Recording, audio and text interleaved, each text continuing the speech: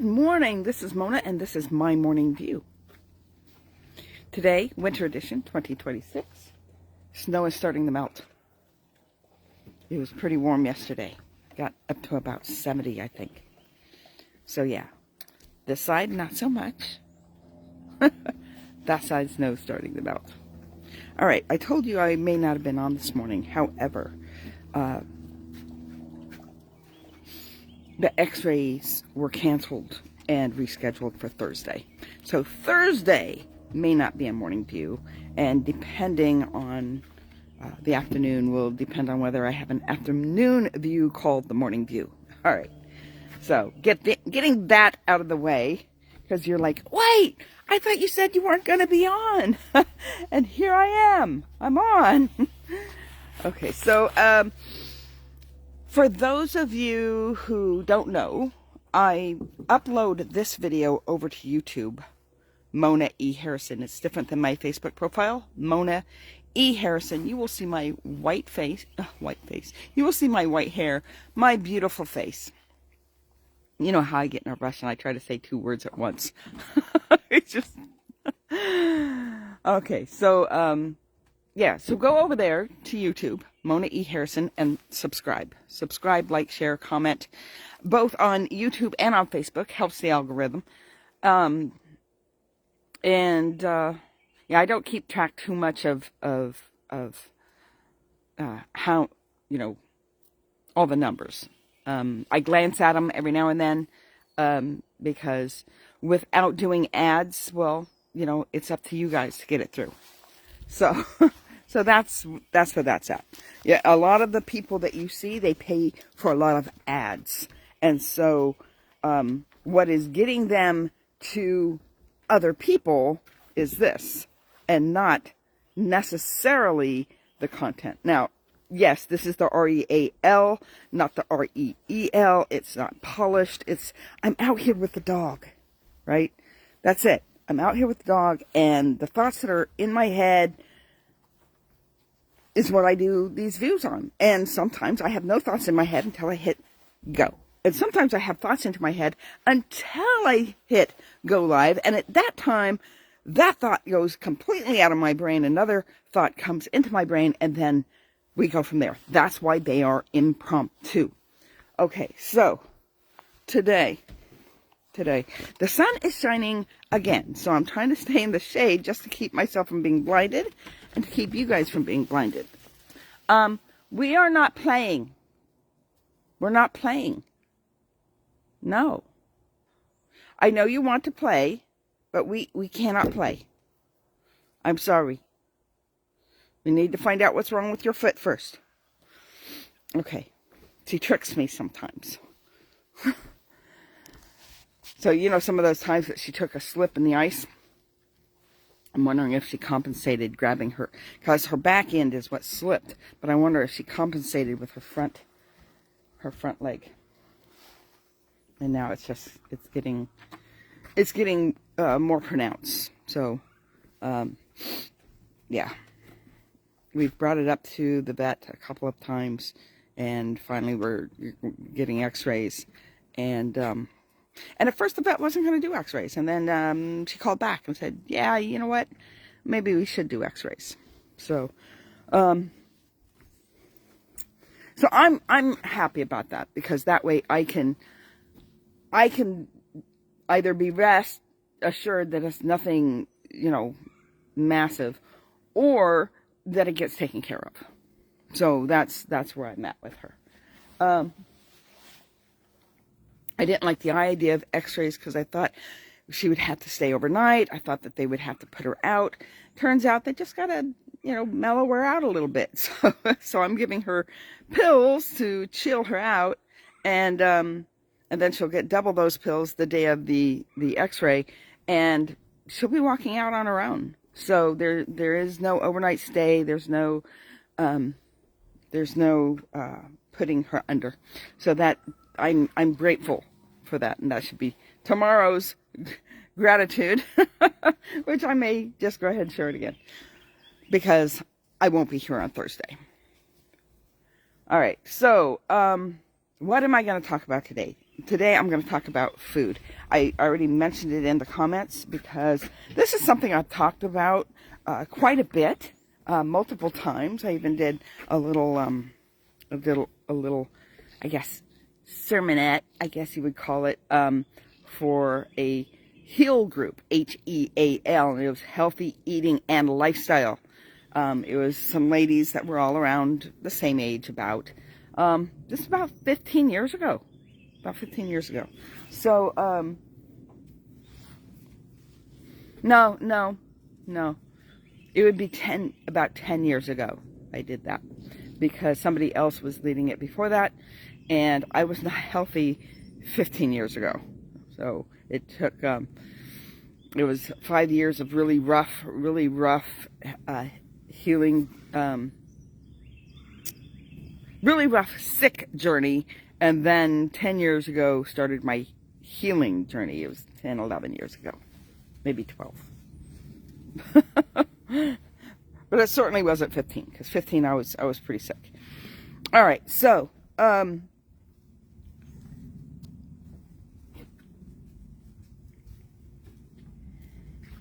almost feels like it needs to be a Feisty Friday.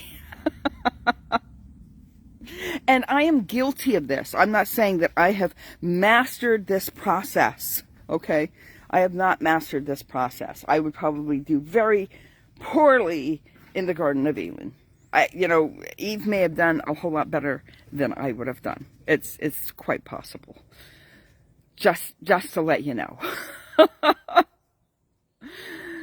So, the first human sin,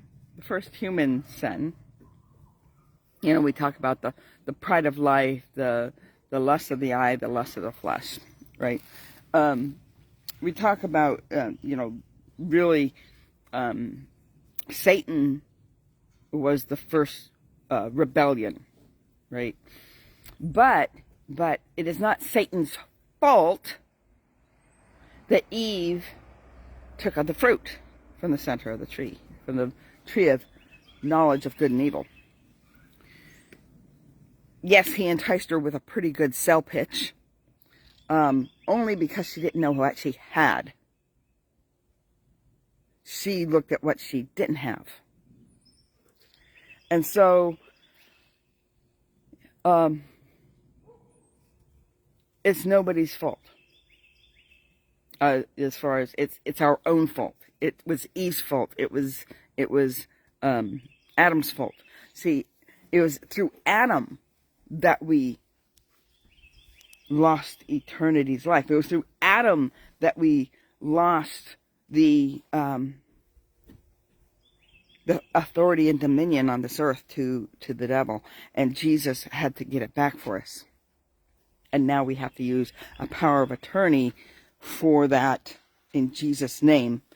For those of you that don't know what I'm talking about with a power of attorney. A name written in blood. It took that to give us back dominion. So when people say God is in charge, not fully. He's given us a mandate to be dominion rulers on this earth, right? But not over people. Not over people. And that's why when I look at what we're doing to the earth, I just shake my head, because the amount of trash, the amount of destroying, the amount of not stewarding this earth well, just shows that we have learned nothing of what our job is on this earth. And that is to bring the kingdom. Adam and Eve was to expand the garden to the whole earth. And well, they failed, and they blamed everybody else. So here we are in this place in the garden where there's two trees. One is a tree of life. You can eat from that. You can eat from that all you want. But you cannot eat from the knowledge of good and evil. Now, people are going, well, why would God put that in the garden? For one, for one,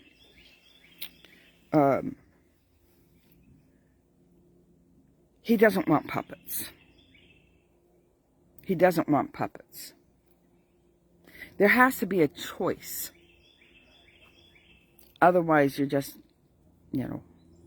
running in go mode and there's no choice. And you have to grow for self-control. I told the students like a week ago or so, some fourth graders that were, fifth graders. They were fifth graders. Fifth graders, that they really don't have a whole lot of self-control, and they just do what they want, when they want, how they want. And I went over, I said, boys, the first sign of maturity is self-control. And they looked at me, and then I just couldn't help myself. I said, it all starts with potty training. And then they all laughed. Which it does, this self-control of human beings. So, no, I wouldn't have said that to kindergartners, because it would have went right over their head. Got to know your audience. So anyways,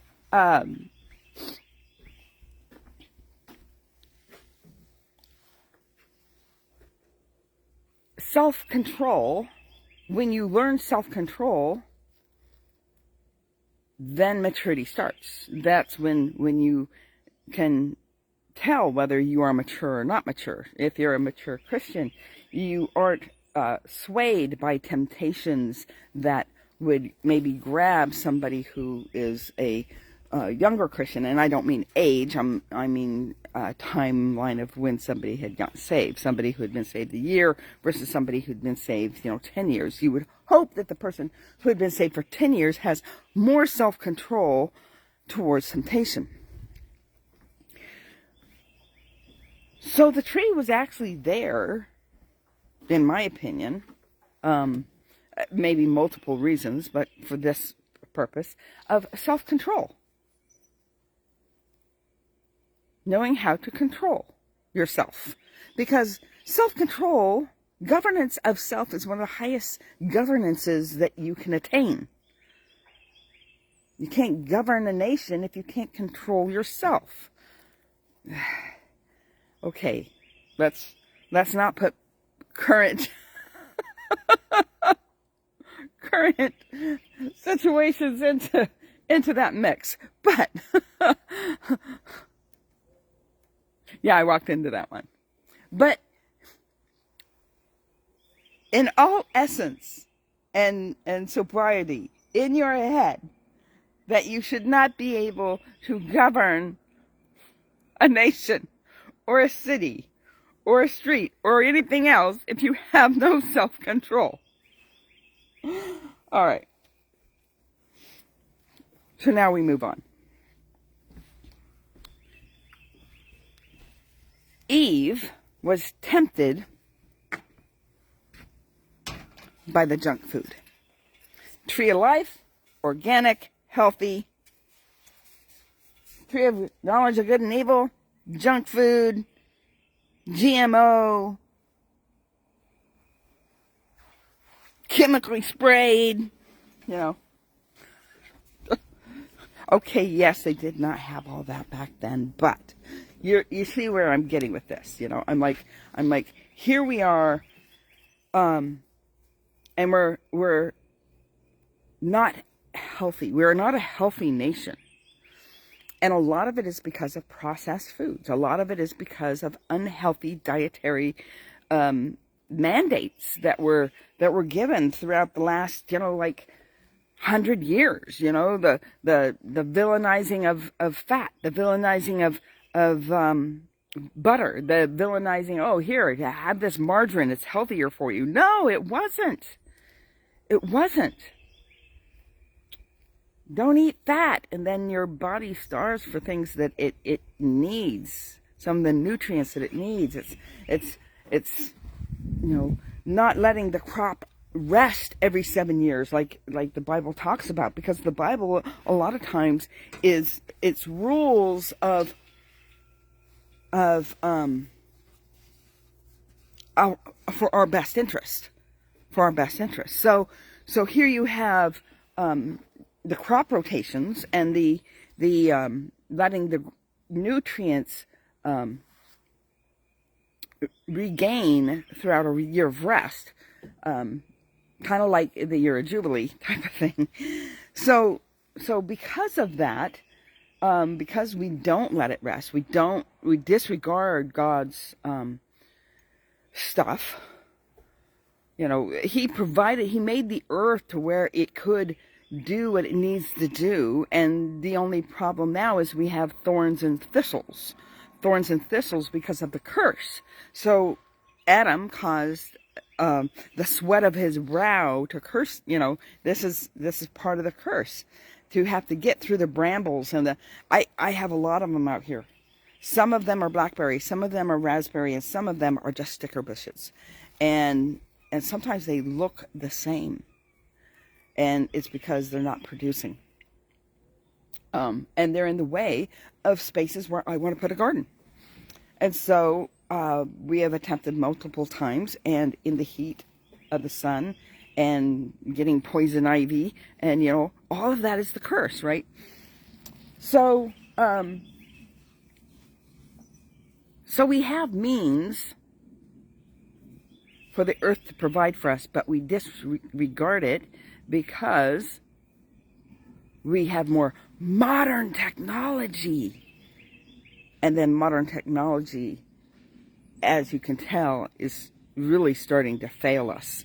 And then so how do we survive if we didn't have modern technology? We've lost a lot of our knowledge of what was good and how to, you know, before modern irrigation, to produce crops.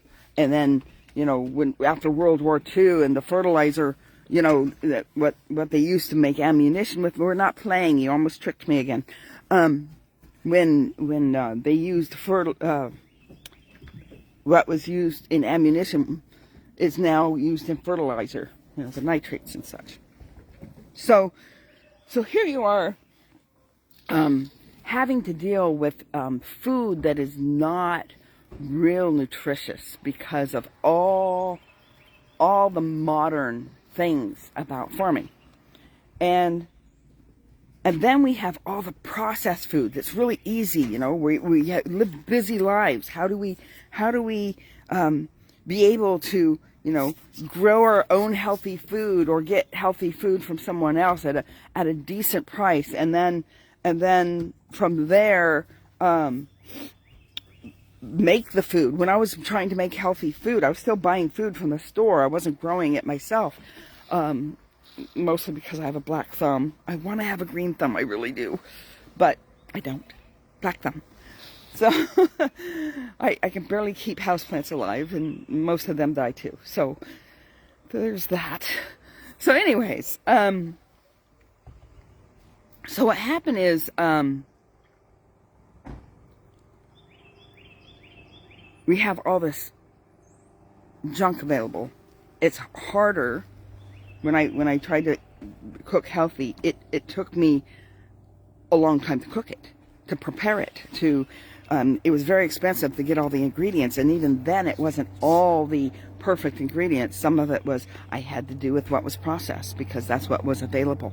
And so right now we're looking at the tree of life is not really available to us. Remember, they put angels with swirling swords in front of the tree of life after Adam and Eve took of the tree of knowledge of good and evil. And so when they did that, they could no longer eat from the tree of life. And so we have a bit of a tree of life in the sense that we can and we should be healthy, right? But how do we be healthy? How do we be healthy? Well, we be healthy through eating right and not all the junk. But then, that Dorito bag is on sale. Oh, the temptation of getting that Dorito bag. Oh, the temptation of pizza night cheap pizza. Now, pizza in itself probably isn't that unhealthy. However, in the United States, it's unhealthy because what are you getting? You're getting all this processed flour, all this, you know, all the stuff that's not super healthy. I remember in Germany when we went out to the pizzeria and they would have ketchup on the table and it looked nothing like our ketchup. What it looked like was crushed tomatoes with seeds in it. That's what it looked like. Yeah, when you look at our ketchup and it's high fructose, corn syrup, preservatives, you know, all the stuff. Now you wouldn't put, well, there's some people that put ketchup on pizza, but I do work in an elementary school.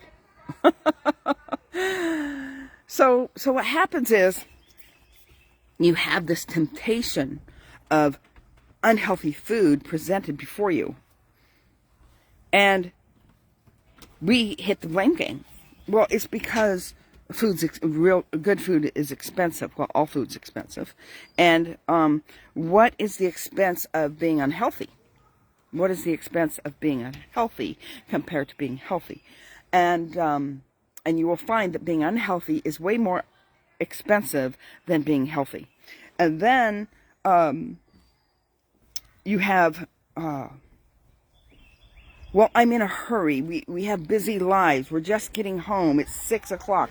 By the time I finish cooking everything, it'll be like 8 o'clock. We can't live like that. That's not how life works. So, you know, we have to do what we have to do. You know.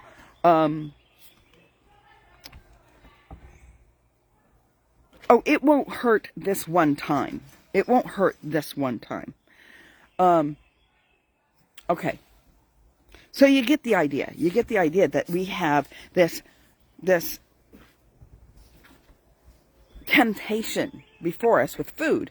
This has been a temptation since the beginning. We started with Adam and Eve. The temptation with food. When Jesus went into the wilderness, the first thing that the devil tempted him with was food. Yeah, turn these stones into bread. Jesus had to use scripture to tell him basically to get lost. So, now brings us to another point where it talks about when the Pharisees got upset because the apostles were eating grain with unwashed hands. Now, a lot of the rules about food in the Old Testament is because they did not have refrigeration. They did not have preserves. Like, you know, salt is a preservative, right? And way back, we're talking before Jesus' day, back when Moses and them were wandering around in the desert, there had to be food restrictions in order to keep them from dying of salmonella or you know, bacteria or any of that stuff, right? So there were food restrictions because of that. And so as time has gone into modern society that we have today, where we have freezers, we have freeze-dried, we have refrigerators that extend things, not my refrigerator, but you know what I mean. So, so with that, what we have is a means to keep food fresher, so we don't have to follow as many as the Old Testament guidelines that they had to follow back then. And so Jesus told the Pharisees, look, it's not what goes in your mouth that defiles you, but what comes out. What comes out. So now it shifts from, I mean, the worst thing you could eat was the tree of knowledge of good and evil. Once that was done, it's like all the rest of them were just dietary restrictions due to health concerns. And so now that the Pharisees and them, they've throughout the time, they've added all these other rules to make sure you don't break the rule prior to the real rule. You know, it's just more steps, more obstacles, so you don't have the temptation because, well, now you have to break a whole bunch of rules to get there. So now you're breaking a whole bunch of temptations, and if you're breaking a whole bunch of temptations, well, you know. So, he's saying what comes out of us. So the things that we put in us that alter our heart, that alter our mind, and then spews out, because that's what's in here is what we've allowed in here, and not through the mouth, through other open areas. So Jesus was saying that, you know, it's what comes out of the mouth that is a defilement. And people don't worry too much about what comes out of their mouth. They say they worry about what goes into their mouth, but then they fall to the temptations of those things that they know, knowledge, that is not good for them. Evil. They know what is good, they know what is evil, and yet they still are tempted. They, including me. Every now and then. I didn't have Doritos for years. And the last 6 months, every time they go on sale, it's like, oh. And guess what? My husband found that I had Doritos in the house. So now, I have given to my husband the Doritos.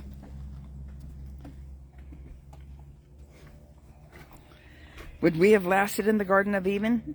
We always say, oh, it's their fault, it's their fault, it's their fault what they did.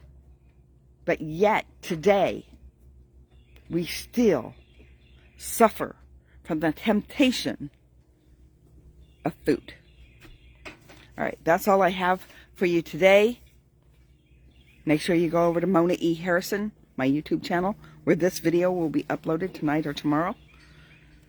Blessings, everybody. Thank you, Jamie, for watching. And I will see you tomorrow for Wonderful Wednesday.